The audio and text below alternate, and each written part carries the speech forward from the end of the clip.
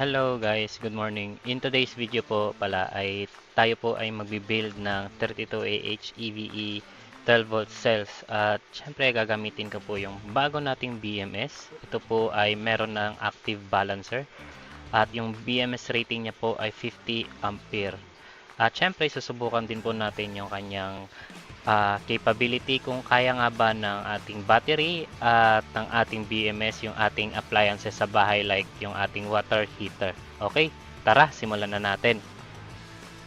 Bali guys, makikita nyo dito sa video ay yung ginawa kong lalagyan is kahoy lang. So pinako ko lang po yun siya para makompress po yung battery. Tapos una ay sinubukan kong ihinang yung lead doon sa mismong battery pero nahihirapan ako guys kaya gumawa na lang ako ng rings at doon ko siya kinabit. Tapos yung BMS naman, ayan ito. So kumuha ako ng medyo makapal na wire para yun yung magiging kadugtong doon sa BMS papunta doon sa negative side nung battery. So hinang lang yan guys. Malit yung aking panghinang kaya medyo natagalan ako dito. At yun, kinabit ko na yung ating BMS dito sa battery at yung kanyang test leads. Okay guys, ito na yung ating finished product guys. Kinabitan ko na rin pala ito ng Pareto inverter, 1600 watts na Pareto inverter, pero half lang po yung rated power talaga niyan. Surge power po yung 1.6. Okay, so bali itong dito na side guys, na side na to, ito yung sa battery negative. Ayan, nakakabit yan doon sa negative side. Yan guys, ayan o, ito itong part na to. Tapos ito naman is yung sa inverter, power negative. So doon sa inverter, ayan. Tapos guys, ito nilagay ko lang ito guys. Baka magtaka kayo bakit may ganito. Kasi dito ko nilalagay yung aking back converter para po may charging po ito. Kasi wala akong bakanting solar panel. Tapos, papansin nyo guys, may dalawang ilaw yan dyan. Yan. So ito, namamatay to guys pagka full charge na. Tapos ito, steady lang ito dahil pang active balance po ito. So iilaw yan dito, 1, 2, 3, tatlong ilaw. Kung saan man dyan yung battery na may binabalance, doon po yung may ilaw. Okay? Tapos ito guys, hindi ko pa ito na-testingan kasi ito yung sa temperature. Siguro may sensor yan, tapos ilalagay dati dito para ma-detect niya kung nag-overheat na ba or wala. Okay? Tapos, ayun. Subukan natin siya ngayon guys kung kaya niya ba ang painitin yung ating water heater. Okay, so ito na yung ating water heater guys. Ayan, may tubig na yan dyan. Tapos nakasaksak yan dito. Ayan, yung kanyang wire sa Pareto inverter. So on natin dito. Yung voltahe niya is nasa, ayan guys, 13.9 yung voltage niya. So on natin yung ating water heater. Yan. Tapos ayun, mandar kagad yung fan nung inverter dahil malaki yung load. Ito nga pala ay nasa 600 watts.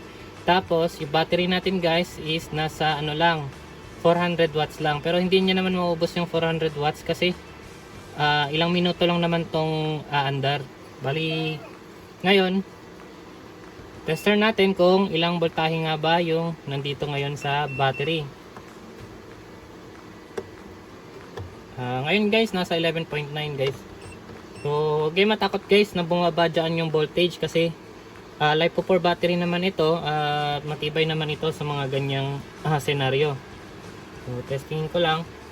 12.6. So, 12.6 volts. Around bumaba siya. Kung sa voltahe tayo magbabase is yung 12.6 guys is nasa below 20% na yung capacity. Pero voltage na naman yun kasi bumababa talaga yung voltage guys pag hinuhugot yan ng load. Lalo na dito guys sa inverter 11.8, 11.9 dahil nga yung pagka may karga talaga bumababa talaga yung load, lalo na yung reading dito sa inverter. So sa totoo lang ayos lang yung battery, kayang-kaya niya talaga yung load. So hintayin natin guys na hanggang kumulo ito. Sukatan ko lang pa isa-isa yung battery ha. 3.13, 3.14, ito 3.14, ito guys Ayan, 3.13 or 3.14 din. Ayan o. Tapos ito, ayan, 3.13 or 3.14. So guys, bali pala, ingatan nyo lang pag nagsusukat kayo dito, wag madikit po dito sa ilalim. Kasi yung ilalim yan guys is metal. Napagdikit ko kasi ito nung nakaraan na nag-short siya. So far, okay pa naman yung battery. So ngayon guys, susukatan naman natin yung temperature. So, ito meron akong temperature sensor. Kapag ka pala nag-operate kayo nito guys, mas maganda talaga na meron tayong active cooling dito. Lalagyan nyo lang ng fan kasi dati ay yung tinetesting ko ito nung una, nilalagyan ko talaga ng fan yan. Ngayon lang hindi, para makita natin talaga kung kaya ba talaga ng BMS.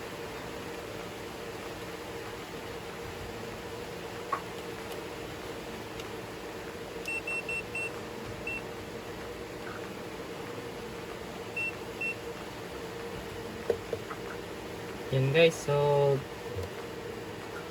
ito, sukatan muna natin dito sa MOSFET. Medyo mainit yung MOSFET. Yan, nasa 32 degrees, 33. Sa ilalim guys, mas mainit dito sa ilalim kasi ito yung ilalim, yung metal niyan. Parang ito yung sisilbing parang heatsink niya. Ito guys, oh. 35, 38. So dito tayo magsusukat. So nasa 37. Minsan guys, umaabot talaga to ng 42 degrees. Kapag ka po talaga tawag nito, pagka po walang fan, ay umabot ito ng halos 42 degrees. So mas mainam guys na lagyan po ninyo ng active cooling, kahit yung maliit na fan lang, para po mawala yung init. Effective po yun guys, promise. Nung nilagyan ko siya ng fan is talagang malamig yung kanyang mga MOSFET, yung mga components niya dito. So guys, malapit na kumulo pala yung ating tubig, no? Okay, so ayan, no? Masyadong maandar yan guys. Ayan. So ito, nakasaksak yan dito. Ayan po.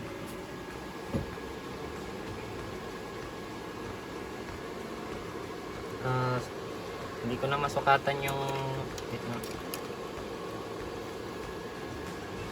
so hintayin lang natin to guys. Mabilis lang naman to. Ayan po. So bali, tingnan mo lang natin yung dito. Ayan yung sa pito inverter. Ito yung kabitan niya ng kanyang sa battery side.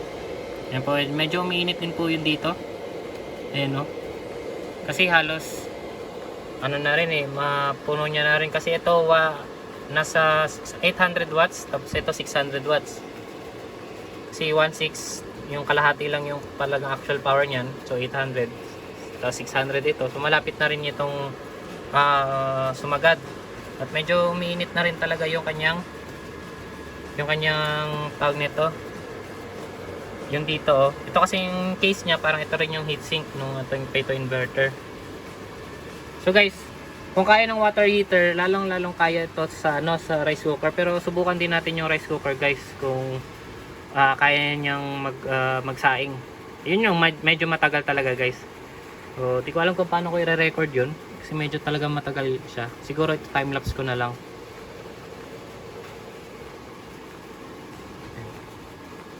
Medyo mainit na talaga guys yung ilalim, ay yung MOSFET. Tapos yung ilalim naman is yun, medyo nakakapaso na rin pagka subukan natin, ha.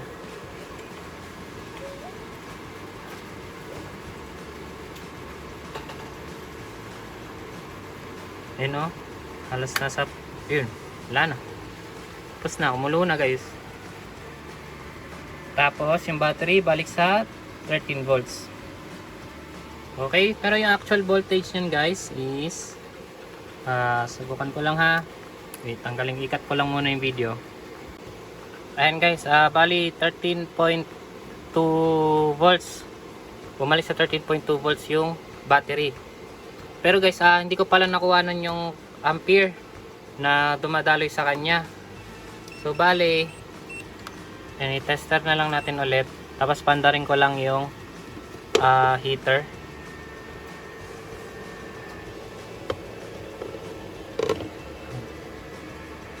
Ayan. Tapos, pandarin ko. Wait. Napuntang degree Celsius to. Ayan. So, 0.5 pala yung standby pa na consumption nung ating Python inverter. So, nasa around 6 to 7 watts. And guys, nasa 50 amperes. So, halos 50 amperes siya guys. Bumababa naman siya kapag medyo uminit. Kumulo na kasi ito. Kanina, sinubukan ko lang ulit para makita nyo guys kung ayun, wala na. Ayan, so drop na ulit siya ng halos 6 amperes. Okay? Ayan guys, ito yung sinasabi ko sa inyo guys, yung purpose ng wire. Yan nakakabit yan dito sa back converter natin. Ayan, tapos ito yung may fan. Kailangan kasi ng fan kasi sobrang uminit to guys. Halos 5 ampere din yung dumadaloy dito. Tapos maliit lang kasi yung back converter. So, yung gamit niyan is yung power supply ng ating desktop computer. So ginawa ko lang yung positive negative, tapos yun, pinadaan sa back hanggang sa chinarge ito ng halos 12 volts. Hindi, halos 14 volts din. 13.8, mga ganong volts. Nakaset yung back. Ayan, so pag napuno na to guys, ang nangyari dyan, namamatay itong ilaw na to. Okay? So, bali below 3.65, halos 3.64 volts. Nagde-detect niya yung isang battery na nag 3.64 volts, cut off na kagad yung charging. Okay? Ayan. Ayan guys, bali ito yung rice cooker namin. Saksa ko lang ito, no? Testing natin kung kaya ba.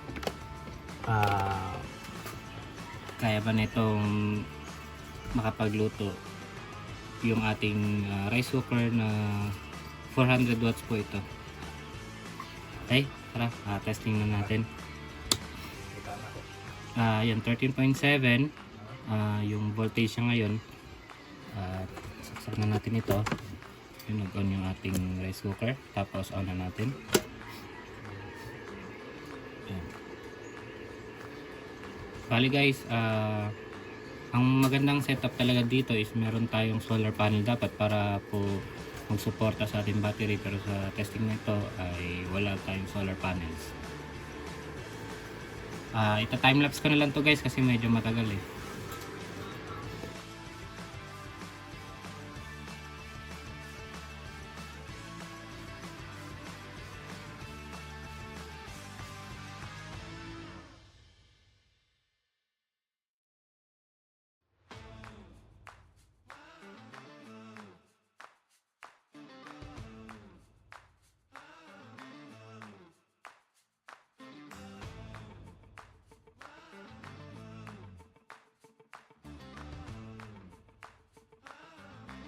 And bali guys, pinat ko na yung video.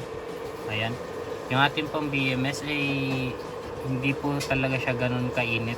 Dahil yung sinukat ko kanina dito is halos 36 ampere lang talaga siya. Tapos yung ating namang inverter ay matapos pong nag-warm yung ating rice cooker ay tumaas po siya ng 12.9. So talagang konti na lang ang konsumo pagka naka-warm na po yung ating rice cooker. Sa status naman ng BMS, talagang ano siya guys, hindi siya katulad ng sa heater na medyo nakakapaso na talaga dito. Ito talaga parang wala lang. Dahil nga siguro 50 amperes talaga yung kakayahan nito. At susubukan din natin mamaya guys kung palalampasin natin ang 50 amperes kung magka-cut ba yung BMS. Ayun. Based sa testing, ayan, kapag sayang naman siya, naluto naman yung rice. So hindi ko na talaga tinapos yung, kasi pinapatagal pa namin yung warm pagka nagsasayang kami. Kita naman dito guys na sobrang taas na ng voltage at kayang-kaya niya naman talaga na i-handle yung rice cooker. So napakalit guys ng battery, no? 32Ah lang po ang bawat isa nito at 4 pieces po ito. Talagang nakayanan niya yung rice cooker kahit wala pong suporta ng solar panels. Ganun po siya kaganda guys. At yung BMS din natin guys, maganda din po ang kanyang performance sa murang halaga po. Bali guys, so sagarin ko na lang rin pala kasi kailangan namin mag-heater guys. Check natin kung kaya pa niya, no, yung heater natin. Tapos kasi galing tayo nag rice cooker tapos heater naman. Check natin kung kaya pa ng battery. Ayan. Sobrang biglang baba. Nung voltahe 11.8. Waste lang naman din tong heater. Mga 4 minutes lang. Okay. Cut ko lang yung video guys para mag time lapse.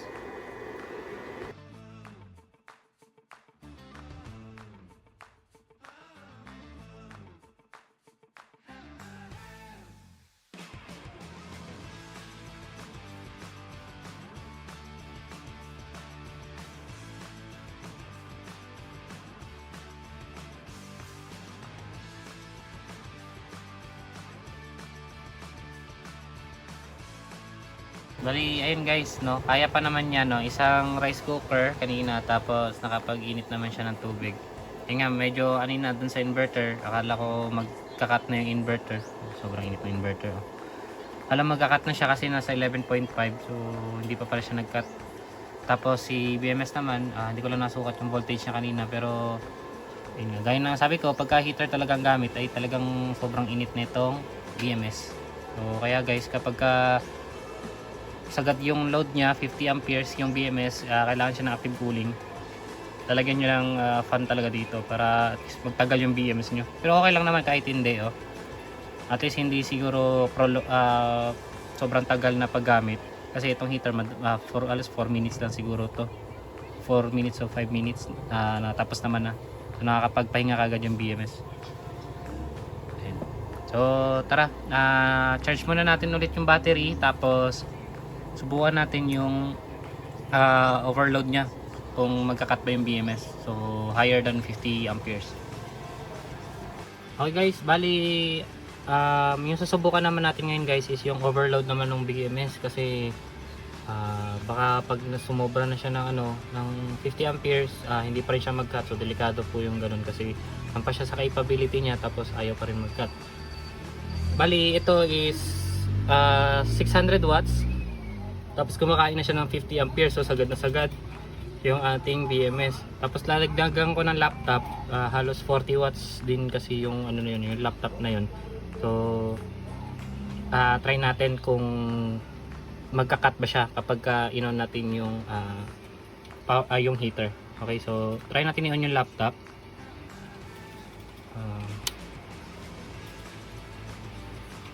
Ayan, so meron ng 5 amperes kaagad, tapos 8. Yan. So tumataas. Patayin ko lang yung ilaw guys para makita natin yung ilaw ng BMS. Ayan, so panda rin natin yung ating heater. Ayan, 56. So walang cut off guys, hindi pa siya nagka-cut off. So medyo lumalampas siya sa kakayahan niya guys, hindi pa siya nagka-cut off. So siguro kulang yung load.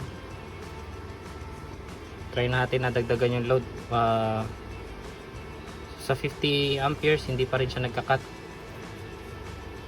51, 52. Ayan, so walang cut off na nangyayari. Okay, so patayin muna natin guys. Subukan natin yung ibang device. Bali ito guys, grinder yung gamit ko dito, pero pitik-pitik lang to ha. Kasi baka masira yung inverter. Ayun, umabot ito ng 60 amperes pero ayaw pa rin. Bali guys, sad to say hindi siya nag-overload, no. Hindi siya nag-cut off dito. Sinubukan natin yung grinder pero pitik-pitik lang kasi siya guys. Ayoko rin kasing patagalin dahil nga wala akong ibang inverter na 12 volts at ito lang talaga siya yung meron ako ngayon. Kaya ayoko rin patagalin yun dahil may possibility na masira yung aking inverter kung hindi ito mag-cut off. So ayun, so far during sa testing naman ng mga normal lang na load ay okay naman siya. wala naman pong problema yung BMS. Pagkasagad talaga ng 50 amperes, talagang grabe yung init niya dito, halos makakapaso na rin, lalo na yung sa ilalim. So kailangan nyo lang magdagdag ng active cooling dito, yung fan, tapos hindi pa rin, tapos siguro next video, subukan natin lagyan ng temperature sensor dito, kung eto nga talaga yon. Tapos doon naman sa battery guys, ay sobrang ganda ng battery, napaka ganda ng kanyang capacity, dahil ayun nga, nagagamit natin siya nang hindi nagka-cut off yung BMS, hindi low voltage disconnect. Kahit na po ginamitan na natin ng rice cooker, nakapagsaing na, at isang nakapagpakulo tayo ng tubig gamit yung ating water heater na 600 watts. So wala pang support ng solar panel yun guys. So kung may solar panel kayo, ayun, mas maganda, kasi dahil kapag malaki yung load nyo ay nasusuportahan po ng solar panel. So silang dalawa yung tumutulong mag-supply ng kuryente sa loads. Tapos sa inverter naman, ayun, maganda naman yung gantong inverter. Siguro pang appliances lang, small appliances. Not sure lang sa TV guys, hindi ko pa kasi ito nasubukan sa TV, pero nasubukan ko to sa screen, sa monitor ng aming laptop. Kumbaga yung mga gantong monitor guys, okay naman siya, hindi naman nasira yung gamit namin. Pero disclaimer lang guys, hindi ko pa talaga ito nasubok sa mga TVs kung okay ba siya, kung hindi ba ito nakakasira ng appliances. Well, kung pang ilaw lang guys sa bahay, pang rice cooker, gantong setup guys, swak na po ito. Okay, yun lamang po, at maraming salamat po sa panonood.